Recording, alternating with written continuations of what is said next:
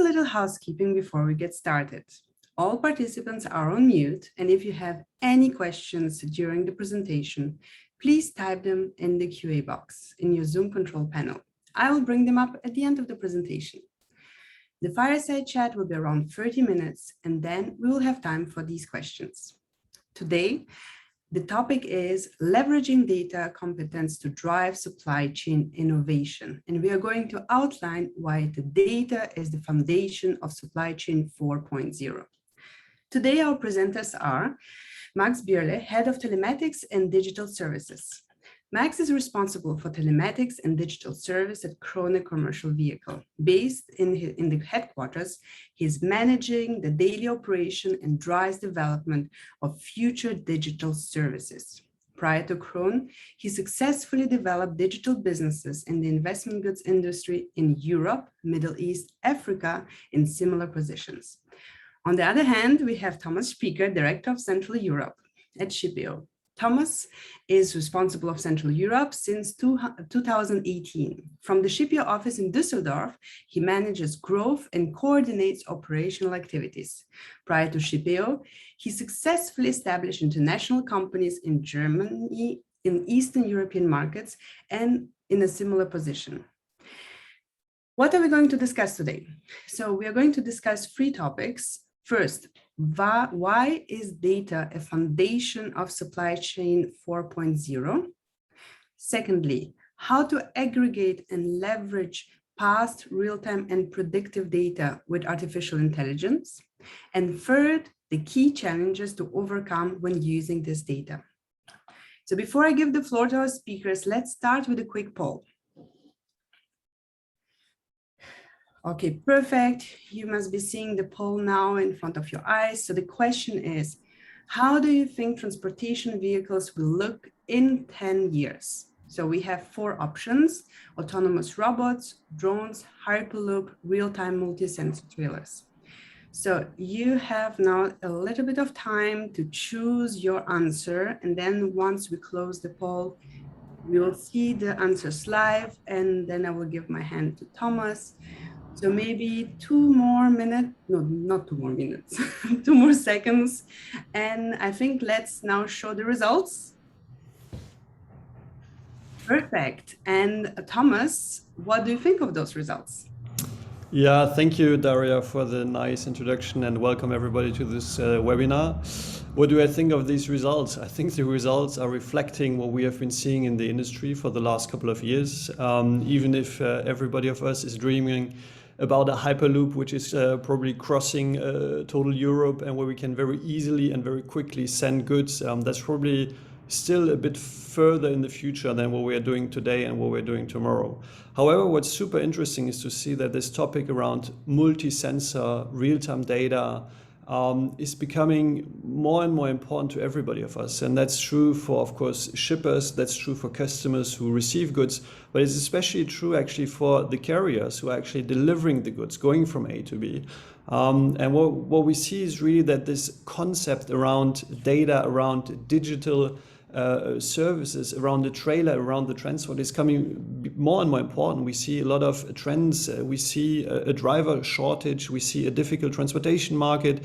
We've seen some results also coming out of the pandemic that kind of changed the industry. So using data, generating data, using data to our benefit, and which is not only a benefit for one stakeholder in the supply chain, but to everybody, becomes more and more important. And definitely we see that this real-time and the multi-sensor data is one pillar to what we believe is going to be the next big thing in the supply chain industry. And what's interesting, Max, you at Krone, I guess, it has been already a couple of years that you were digging into these subjects, that you had your own ideas. What or how would you describe this trailer of the future? What are the main concepts that you are seeing and maybe already implementing? Yeah, Thomas, thanks for the intro. We at Krone, we are looking at the future of the trailer already since years, and we need to be really clear that it's not a single answer which can answer this, but obviously we need to look at the ecosystem and the environment the trailer of the future will be in. So within this, we see 3 major pillars.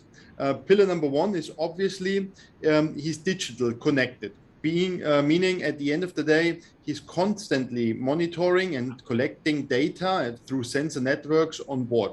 Secondly, he's automated, meaning the data is used then to enable new business automation, which is obviously core to the future of logistics. And then there is no word around it, and we need to dig really deep into this. It's about sustainability.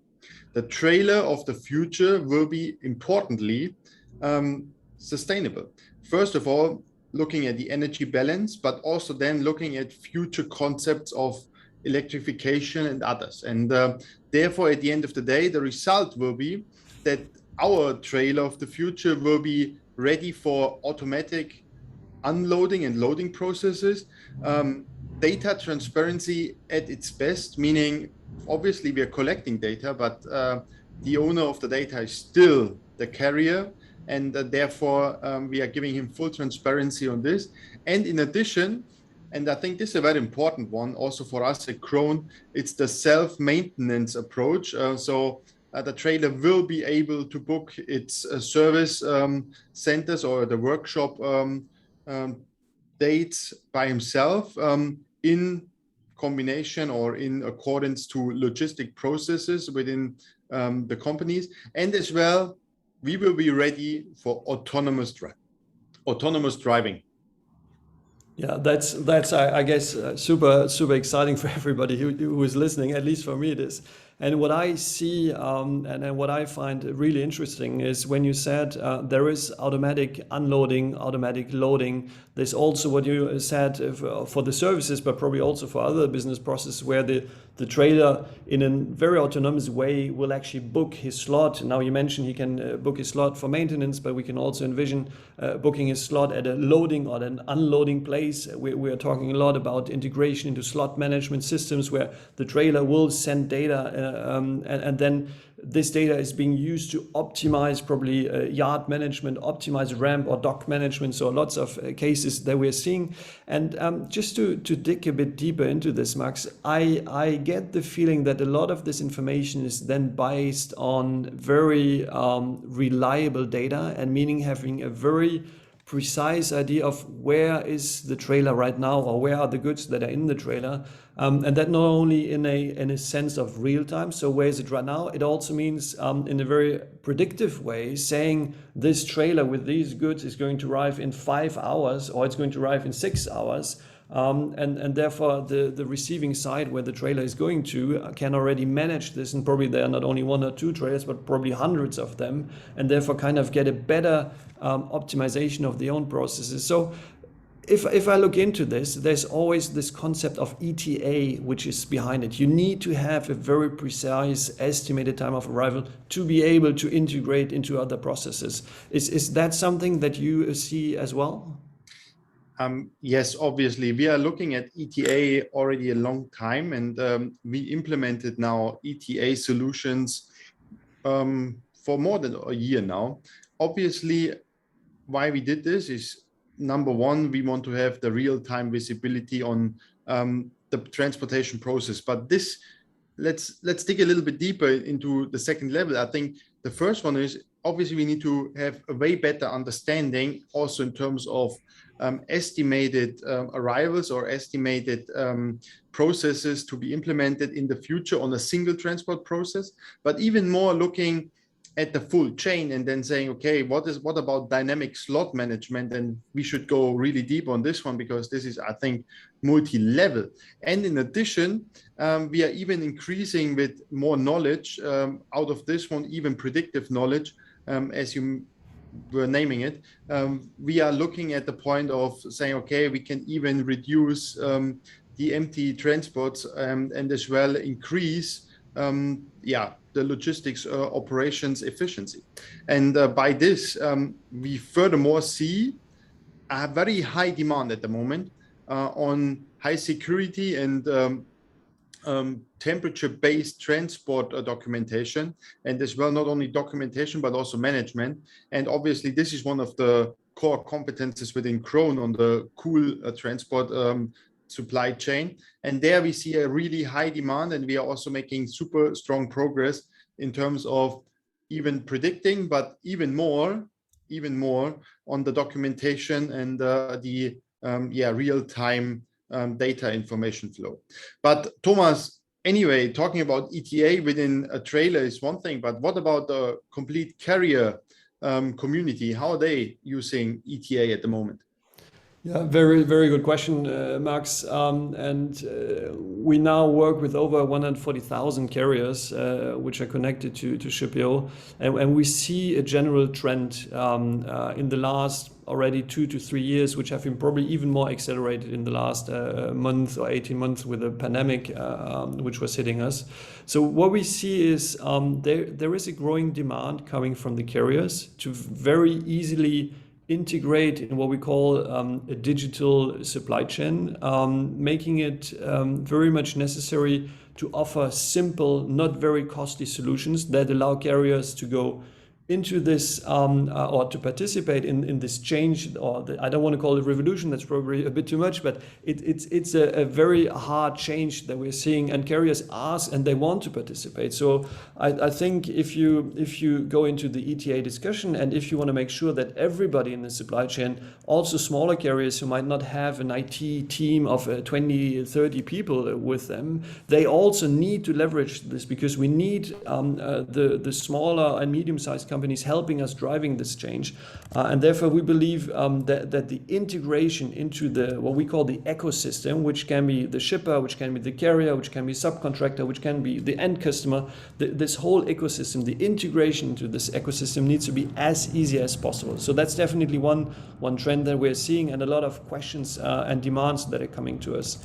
The other one you already touched upon it, and that's a hot topic right now, is everything that goes into let's integrate transport into processes that are coming behind when the goods are delivered, meaning slot is the first one. How can you dynamically manage your docks, and how can you update your slot management using ETA, reducing waiting times, making sure that you mentioned some products are going directly to the ramp, to the dock. We can't have waiting times. It's also a lot about CO2 reductions. You mentioned it earlier. Sustainable, taking out 2-3 hours of waiting time, of course, has an economic impact because we don't have to pay the waiting times, but it also has an ecological impact, meaning that we reduce CO2 emission, which is important, especially on the shipper side or customer side, companies that are taking commitments towards society, towards consumers, and that's something that is pretty much asked for. And then, of course, you mentioned it, if we go into the area where you guys are very strong, meaning the temperature controlled transport, of course you want to share this data easily. You don't want to generate a printout. You don't want to add another paper that needs to be produced or signed, and having this full integration into, again, this ecosystem, that's definitely, I think, the strong trends and demands that are coming out of the carrier community right now. But I mean, if we go a bit deeper into this one, why or when you go and have the discussions with your customers and with your partners, what are the main benefits that you are seeing really coming out of visibility and having this complete visibility, Max? Okay, Thomas, one thing is clear: we need to differentiate between customers, and obviously not all applications are, let's say, seeing ETA in the same way. But obviously, we as Krone, we are eager and we are very highly willing to deliver solutions like ETA to all of them. But ETA for us is really the basis of, let's say, 98% of all applications we're having within our customer community. And obviously, there is main essentials, like, for example, the goods are on the trailer. And so the customers are just looking at the trailer and they want to know when and where their goods are arriving. Obviously, they should be well knowing where they will arrive, but when, and also then manage further processes is something which is right now upcoming a lot. Secondly, the visibility of the full trailer and mainly of the service component within it is something which is now enabling our existing ETA customers already to really boost their uptime of their trailers, because they really can now get ahead of time and do some more precise planning than what they were used to do before. And number three, I think this is the biggest one, which we are always, let's say we did not see it this big, but our customers are now reporting that this is the biggest one. It's about the heroes of the road. It's about our drivers. Those guys, and obviously they are the people we should really look at. Obviously, there's a lot of discussion that we are not getting enough drivers, and at the technology level which we are having here with ETA, we are reducing their stress level a lot.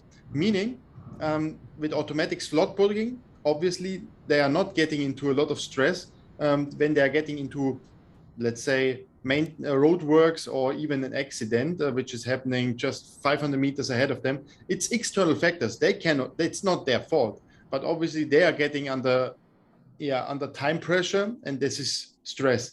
And we see right now that with dynamic slot booking based on ETA, we are reducing the stress level on driver side so dramatically that this is really a strong driver right now for our customers to even increase or to even get more of their logistic routes and as well their operations into ETA operation. And I think this is something where technology, and mainly here ETA, is also helping the complete industry and will support the complete industry also to get at least a little bit of this pain solved when we are talking about the availability of drivers. But anyway, Thomas, drivers, sustainability and so on is super nice. Let's talk a little bit about what really makes the life easier for the carriers with this partnership we have as Krone and Shippeo in their daily operation. What does it mean to have a solution powered by Krone and Shippeo? Yeah, good point. And as you said, you mentioned pain that drivers, but also carriers are feeling today in this industry.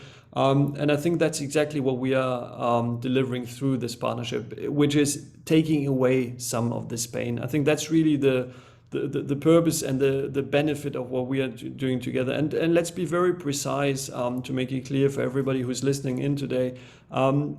What we see as one of the main problems that carriers might encounter today is connectivity, meaning how do I connect to hundreds of different customers? How do I connect to hundreds of different subcontractors that I might use? How do I connect to systems like TMS, you mentioned slot booking, etc., etc. So there's a strong need to do something. I wouldn't call it plug and play, but it's nearly plug and play. So we need to help, and that's exactly what we are doing through the partnership, is creating data bridges between the different applications, making sure that the data is floating easily from one system to the other in a very secure way. So I think that's definitely one of the very first points that we are addressing through the partnership, taking any Krone trailer that is equipped with telematic, making sure that this data comes automatically in a very robust way into the Shippeo platform, then using the Shippeo platform to connect to different systems like TMS, like slot booking, like ERPs, like production systems, which are all standardized APIs that we already built.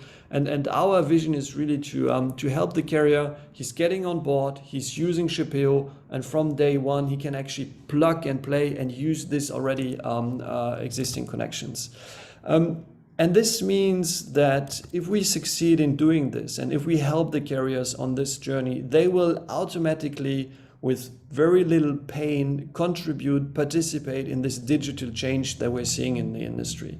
And I think we can even push it a bit further, because what we also want to talk about is there are lots of different data formats on the market. I think our partnership, having Krone as one of the big established players in the market, driving this innovation, it means leveraging other organizations like standardization forms, like making sure that an ETA that we discussed is actually being transferred from one system to another, because we have a single format, because we have agreed on certain standards. So all this comes together. I think that's really something a carrier would have probably some challenges with to deliver this. But when it comes as a package, already pre-built and ready to use, that's really where we can help the carriers to go further.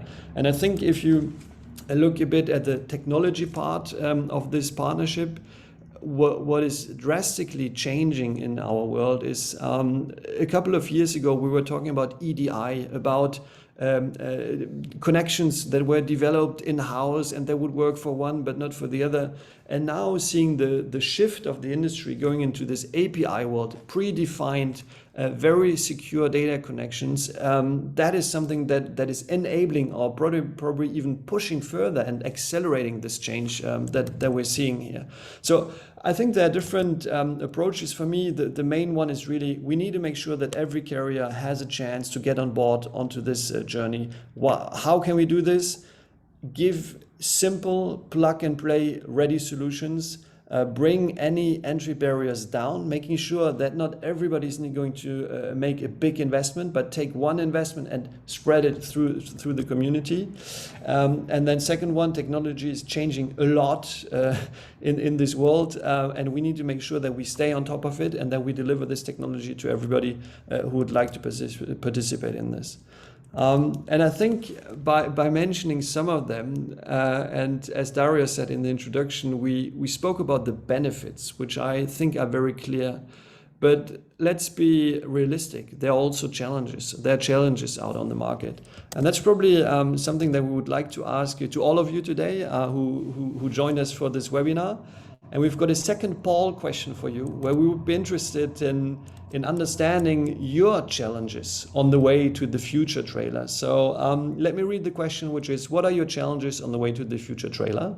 You have the choice between A, compliance, GDPR, so really data-related questions or challenges. B, connectivity within the ecosystem, carriers, shippers, and customers. C, entry cost barriers, so the financial aspect.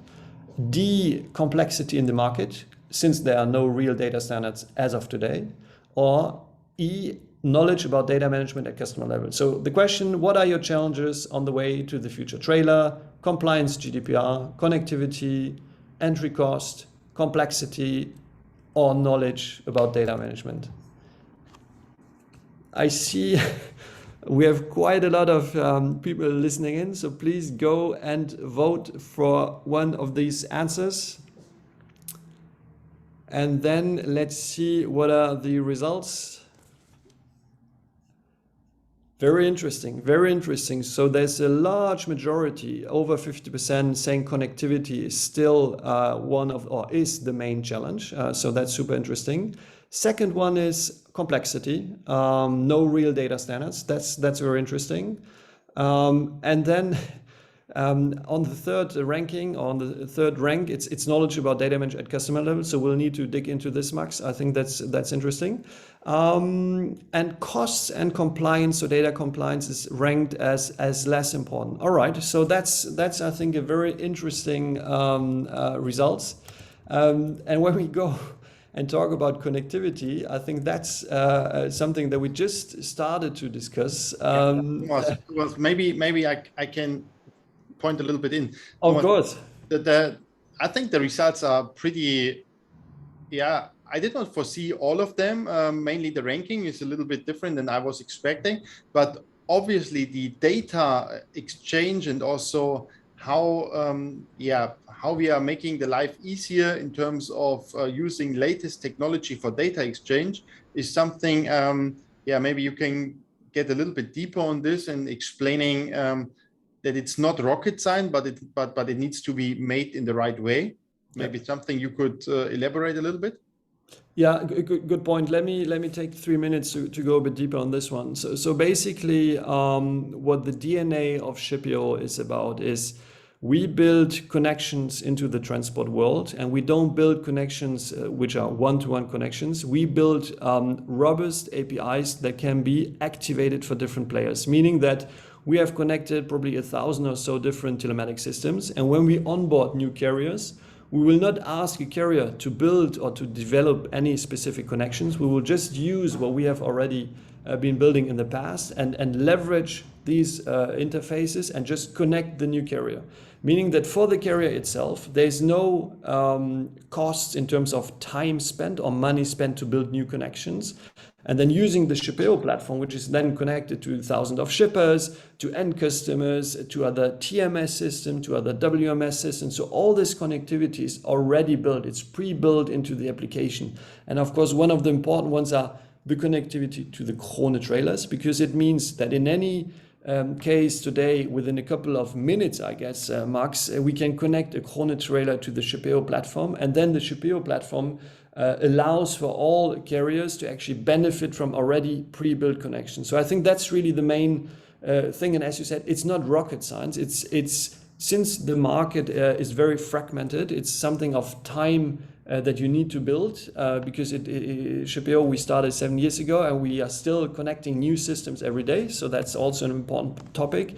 But the real benefit is of creating something where the data is secure, where the connections are very robust in a way that you can easily activate them and make use of them, and then offer this as a full package, including the connection of the Krone trailers to the carrier community. And I think that's really the main focus, if I understand the answers of our listeners today correctly, saying this kind of pre-built, plug-and-play ready connectivity is really what they're looking for. And this will help to bring costs down, to become more efficient, and to spread this real-time visibility over the whole market, not only to a couple of them.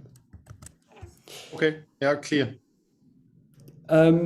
Maybe we can, since in our discussions, and Max, you will chip in later on, just elaborate a bit on the data side, because once you have the connectivity, once you are connected, and once you are participating in this ecosystem, of course, there's a question of data. And you mentioned it earlier, Max, the data belongs to the carrier because he's generating the data. So I think it's our job making sure that all this data is stored and treated and managed in a very secure way, that it's not shared with any third parties, that everything that Krone and Shippeo are doing together is compliant with GDPRs and other rules. So I think once you have a hit, or once you have overcome the first challenge and the first hurdle of the connectivity, we'll go very quickly into a discussion of data. And I think that's an important discussion to have with everybody, especially on the European market, to make sure that the one who's generating and owning data is also benefiting from the data. And I think that's an important point. And I'm looking a bit at timing. We mentioned 30 minutes. So let me probably try to wrap up between the partnership, Krone and Shippeo, and your answers that you provided as being our listeners today. I think the outcome should be a partnership like the one Krone and Shippeo needs to be built on standard connections, needs to allow everybody in the ecosystem to participate easily into this so-called digital revolution. We should be able to have everybody onboarded without massive investments into IT. And I think if we achieve this, then we will really go and generate these optimizations that we are all looking for in terms of reducing waiting time and taking away other inefficiencies. But I guess in order to get there, Max, there will be a barrier which needs to be broken, which is probably physical, digital, and somewhere in the world in between, right? Right. Yeah, Thomas, you named it revolution, I would say, and we see it as an evolution, as the next step. Right. There will be no barrier anymore between digital and physical assets. It's called, or the buzzword is digital twin. And digital twin as itself is really obviously the point that there's a trailer out in the yard, and we have all the data of this trailer already available in order to deliver smart services, which are really then making the owner benefiting from the data he's collecting, or he's collecting with his operation. And it's not only trailer data. Obviously, at this point, what we see here is that our customers are different size customers, and also their expectations is pretty different. So we have the large fleets, which are really looking just as the raw data, looking at the let's say, getting this data, operating the rest by itself. We have the medium-sized companies which are already having first APIs integrated and getting the ecosystem based on several APIs. And then we have all the smaller fleets, which are obviously looking for a low cost or no cost entry into the digital transformation, or as you said, revolution within the transport process, and mainly within ETA. And here we see as a key success factor is the Krone digital competence, or the data center competence. And our one and only KPI, and this is, I think, a pretty cool one, is the customer success in the digital journey. And we are measuring this firstly by, can we give him full transparency? And yes, we can, on all data which is coming from a Krone trailer, or even coming into our data center from a non-Krone equipment. As well, the easy to manage and a simple way to get data administrated and make a use out of it. And then latest, and you already pointed it out, it's about safe storage and in all directions, so that obviously there's no data going to anywhere else, which the customer is not allowing it to, or is even setting it up. So this is a little bit in terms of, getting back to your question, this is where we see there's a big transformation happening now, that we will see the digital twin really coming alive. And I think systems, and mainly we at Krone, we are ready now for this. Yeah, super interesting, Max, and thanks for this. I think that's probably also a good closing word of the first part that we had during the session. And Daria, I hand it over back to you. Probably there are some questions coming from the audience, right? Yes, perfect. Thank you so much, Max and Thomas. Before we go ahead and take the time for questions, just one little comment. You'll receive the recording after this webinar, so no worries. You will get it very soon. So you still have time to add your questions in the Q&A panel. Please do it. We are going to open the question session now, which is, I think, one of the most interesting parts. So first question I have is for Max. How long does it take to onboard a Krone operated trailer into the ETA solution? Yeah. Okay, this is a good one. I would say it's tough to give a number, but I would say we do it in less than 5 minutes. I would even say we could do it in 3. This is as we have integrated all the connections together with Shippeo, and our trailers are already equipped with telematics. This is really just a single setup, and APIs and structures are already defined. So out of this one, I would say we keep it below the 5. Thomas, do you want to add something? No, everything is sad, and again, since it's not something that is just coming out, we're already doing it. It's already live. So I'm with Max, and I absolutely take the challenge of 5 and reduce it to 3.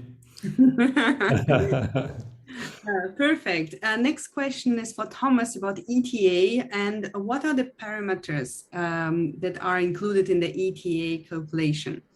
Yeah, very, very good question. So in terms of numbers, just to give some hard facts, today we use approximately 200 different parameters to calculate an ETA. And of course, we take data input like GPS positions. We take data input of what is the current and the future traffic situation on a certain leg, or a certain part of the leg that the trailer is on right now. Of course, we also take into account seasonality, weather, and some other live data that we can take out or get out of traffic systems, etc., etc. But that's only one part of the job. The other part is actually using the data that we collected in the past, and using this historical data to get an understanding and to build patterns on a certain way, on a certain direction, or on a certain part of a transport leg. That's really quite an interesting approach that we started 4 years now ago. And of course, that's something that is very much based on artificial intelligence and machine learning, because nobody will be able to do this in a classical way. So taking 200 different parameters, creating statistical patterns that you can recognize and reproduce. That's what it's about. And in terms of parameters, there are more or less 200 that we take into account. And what's quite interesting to see, at least on regular lanes, is that the average of or the weighting of the data that we use will shift over time from real time to historical data. And we are already today, we are able to predict, even if the truck hasn't left a yard yet, we can already predict where he will make any breaks, where we would foresee any problems, because there might be a traffic jam in 5 hours, even if it doesn't exist today. So it's quite exciting to see this and to use the data that we have at our hands today. But yeah, all this is based on around 200 different parameters. Perfect. Thank you very much, Thomas. Another question around ETA, and you just mentioned brakes. So are you taking into account driver brakes? No, we don't take any personal data coming out of telematics. I think that is really, really important to understand, especially for people who might listening in working on the carrier side. We don't need any personal data to compute an ETA. We want to make sure, and we are making sure, that everything that we do in terms of operation is compliant to GDPR. And we believe taking personal data out of telematics system is not the right way to do it. The right way of doing it is having powerful algorithms that can detect these patterns, that can read these patterns, and that then can create the predictions that are needed in order to come to a very precise ETA. And probably just to add another number in here, today, 12 hours before arrival, our ETA is already 95% exact. So we don't need driver brakes. We are not interested who is driving and when he's going to have his brake. It's the algorithm on this machine learning concept who will do the predictions. And we believe any personal data should stay with the carrier and should not be going out of this company. Perfect. Thank you so much, Thomas. Something which is slightly related to ETA, but so there is one question around GPS points and how often the frequency of GPS points that is received by Krone from Shippeo. Maybe I'm starting on this one. What we experienced is that it's not always the point of sending more data points is improving the ETA. So what we see here is really that certain operations require, if it's really in small scale, or let's say on a large yard, there we need to be really, really fast. So within a minute or even less. But in the standard operation, we are between 5 to 15 minutes. If we are really going for long hauls, we are okay on that one. But maybe Thomas, you want to add some comments? No, I think that's exactly as you said. If you're going on a 1,500 kilometer trip, every 5 to 15 minutes is way enough to have a very precise ETA. Once you're approaching your destination, and as you said, going into yard management, then reducing it, we call it micro geofencing, and then of course you need more GPS points. But I would say on average, as you say, max 5 to 15 minutes is enough to have a very good quality of ETA. Yeah. Perfect. Thank you so much. Another question is, I think, more for Max, or actually both of you could answer that. What does the Krone Shippeo partnership, what does it make unique, this partnership? Okay, I'm taking it. It makes, the point is coming from the start, let's say. There's a major point on data availability and also data focus. And what makes Krone and Shippeo really special is the point on we are not looking at any personal data. From a trailer telematics perspective, not at all. And even then, the Shippeo approach with not looking at any trailer and any driver information, but really taking technology around this. This was, let's say, the first driver obviously then business is between people. I think this was also a major point. But then we see that the API and the technology Shippeo is using is fitting for us, and we are really strong in also supporting customers with their onboarding. And this is for us making the partnership super special, and also I could say now after a year also pretty successful. Thomas, do you want to add something? I think in general there are always two ways of looking at a partnership, and I'm very much with Max, and I think it's just a very natural way of going forward. Everything that we described earlier, also in this digital twin, etc., etc. Now, there's also another outside view on looking on a partnership, and if I go back and listen to our joint customers, especially on the carrier market, they find it very helpful to use this plug and play readiness. They find it very helpful not to invest days of development, IT, etc. So I think the uniqueness, as the listener asked for, is it's the value that we deliver through something that is pre-built and pre-packaged and is ready to use. I don't want to say the return on investment is in a second, but it's coming very, very quickly. And I think that's what we're all looking for, making sure that, again, not only the very large and the very big carriers, but also the small and medium-sized business can participate and can leverage the data that they generate and that they own. And I think that's probably one of the key success factors of this partnership. Perfect. Thank you so much to both of you. So there's one question which is a bit long, so I will try to summarize it. And it's really about how to aggregate data between different and how to push this data to different systems. So how to improve the connectivity and data standards between end customers, freight forwarders, and so on. So who wants to start with this one?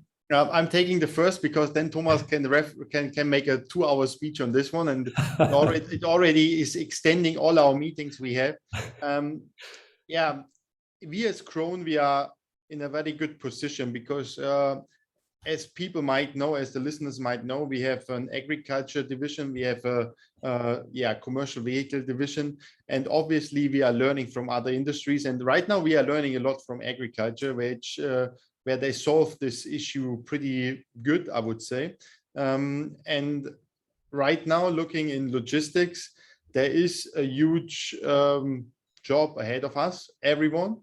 But obviously, we are seeing ourselves as one of the leaders who need to come up with a solution on this, that we are getting all this data API and the amount of APIs and all the, let's say, challenges around it. We need to solve this, and we need to solve this not fast, but we need to solve this in a sustainable manner in order to really make sure that we are on the long run improving customer operations, but also cost, because the better we are with standards, the better we are also in cost, and then obviously sustainability. But the more supply chain needs to get transparent, the more we need to work on real good data standards, standard APIs, in order to make sure that we are enabling everyone to get into this process, into this business, into data transparency within the supply chain, and not having entry barriers, which is a lot of cost for implementing hundreds of APIs. Yeah, probably just, and I'm with you, we could spend another 2 hours. Probably that's our next webinar that we're going to host. So if I understand the question correctly, it's about a unique identifier that is going to be used throughout the chain, which can be on a container, which can be on a trailer, etc., etc. As Max said, we are already participating in a lot of discussions on European level to create this at least unique reference on European level. As long as we are not there yet, we have one very simple solution right now in place between Krone, Shippeo, and then all our other partners. which consists of taking different identifiers right now, merging them into one and creating this unique references, which we then push, as Mark said, through the different APIs back into the systems. So any systems, if it's an ERP, if it's a production system, a TMS system, we are able to take all the different references, we create one unique references out of it, and we push this reference back to make sure that it's hosted in the originating systems. So that's just one way on our journey towards a unique references that will be used by everybody. So it is working. Again, the setup and the technical investment has been made on our side, and we now make this available to our customers. But I do agree with the person who has asked a question. It's only a medium solution. The real solution should be going into a unique references that is managed centrally. Yeah. Perfect. Thank you so much to both of you. There's another question. I think this is more for Thomas. So how can a carrier connect to Shippeo if he's not connected to any TMS system? Yeah, good point. There are three options. First, you can just give us a data upload. You can just shoot an Excel file, a CSV file into the application, and then you have all your transport orders, and then you just do the pairing. So if you manage your transport on an Excel sheet, you can also use Shippeo, so the user interface of Shippeo, to use to create your transport orders and the tracking into the system. So you can use it as a mini TMS, even if we are not a full-blown TMS and we don't want to be. So that's a very simple way of using it. And the other one is, as I said, using CSV or whatever uploads, or I mean, if you have any other system, if it's not a TMS, but just a dispatch tool or a more simpler product, then of course we can also create the connection via API too. So three ways of doing it: API from whatever system, even if it's not TMS, just simple Excel or CSV upload, or you just use directly our GUI and our user interface, which makes it quite easy to use as well. Perfect. Thank you so much. A question for Max this time around a money question. Is Krone selling more trailers due to the Shippeo partnership? Okay, this is a good one. Obviously, Krone is right now selling way more trailers. And we as the digital team, we believe that it's obviously connected to our activities. But honestly speaking, we are not having numbers that would prove this. And I could not say that this is the point, but obviously we see that the take rates of technology within our trailers, but also the services customers are right now booking, is really increasing a lot. And out of this one, I would say we are supporting with these initiatives the growth of sales. In addition, let me add this. Obviously, to all the listeners here in the webinar, we are also right now offering a very special testing phase for everyone. If you want to test ETA here within Krone Telematics, we are very open. We are right now having some test licenses left for September, so just feel free to contact me on this one. But yeah, that's the point. Perfect. Thank you so much. One question for Thomas around ETA, and you mentioned at the beginning when you were answering about the parameters about weather and traffic. So how is that integrated into the ETA? Yeah, it's an essential part. So again, as I said earlier, the calculation or the computing of the ETA happens on different levels. We spoke about the historical data, we spoke about weather, we spoke about traffic, etc., etc. And you can imagine this as being different drawers, one on top of the other, and then the system or the algorithm will go and check what are the different patterns that I can recognize, and then take out of the different drawers the information or the pattern that will apply to this specific transport order. So it's a bit technical.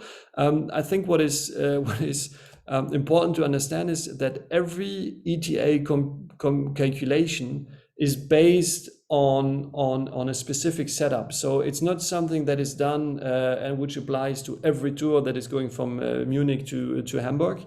Every tour has specific parameters, and it's only through the artificial intelligence and through the machine learning aspect that you will be able to detect this pattern and put them in a statistical way that you can exploit them. But as you say, weather, traffic, and all this, what we call live data, is absolutely used in the calculation and is absolutely needed. And of course can have big impacts, especially if you have weather phenomena that are not foreseen. Might it be snow, might it be something else, where you very quickly need to adapt your computation.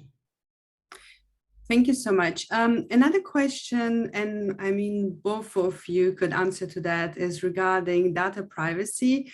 Aren't carriers against sharing the data, their position data? I'll take this one first from the technical side, and then Max is going to complete. I think today what is happening is that carriers are asking themselves a lot of questions, and the questions are, where is my data? What is happening to my data? Who is having access to my data? And it's actually Max and my job to answer these questions. And that's why we mentioned earlier, everything that we do it in a very compliant way. So we don't even take personal data. We don't even use any third party where we would share the data with or something like this. So I think it's one of the big discussions that we need to have and that we're having with the carriers is actually to explain what we're doing and how we are doing it. And this takes away a lot of fear, a lot of not understanding what's going on. So I think that's our way to kind of educate and explain what we're doing.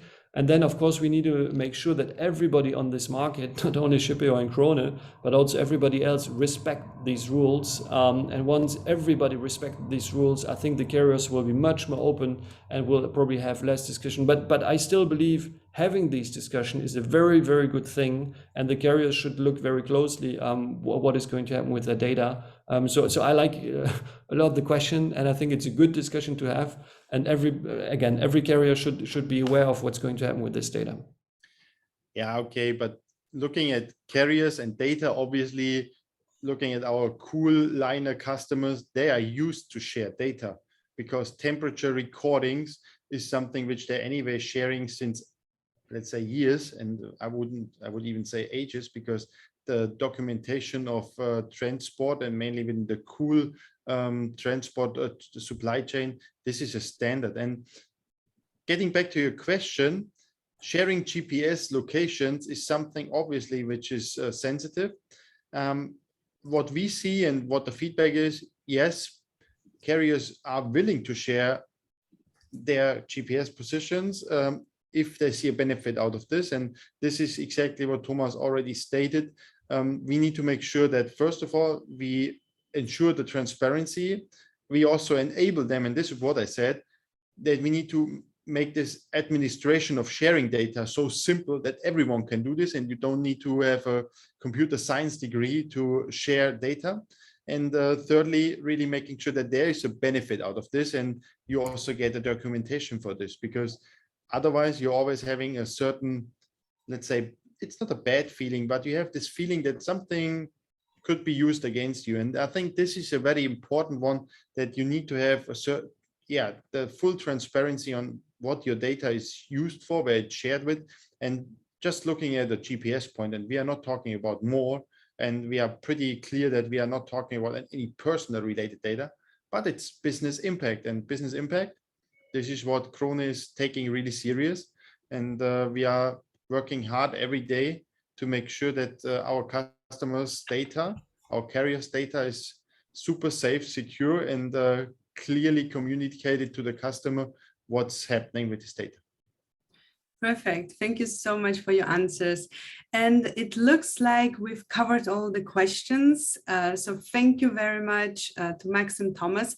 Is there anything else you wanted to cover before we end the session? I think that's it, Daria. I just want to say thank you to everybody who dialed in today. Seeing this many people shows what interest still this topic has, and that there are quite a lot of companies actually discussing this internally and discussing in which way they want to go and participate to this digital transformation process. So thanks for listening in. If there are any other questions around the technical side, around ETA, around how to use Shippeo and Krone, please let me know. Then I guess, Max, you mentioned it already, there's also some testing available. So probably that's going to be your last words here today. Obviously, Krone is dedicated to get our customers seamlessly integrated into the digital processes within the supply chain, within the local digital environment of customers. And obviously, as already mentioned, I can only bring this to the point now. We are offering test cycles and test units and test licenses now for ETA. Simple, easy to use. As we said, below 5 minutes, we will get you into our systems, and then you can start using it, testing it, and seeing the benefit in, let's say, your practical operation. So that's my offer to you, and thank you very much for joining us today within this session. Great. Thank you, everyone. Thank you to our speakers. Thank you for the attendees. You'll receive the recording shortly after the session. Thanks again for joining us today, and stay safe and healthy. Bye-bye. Bye.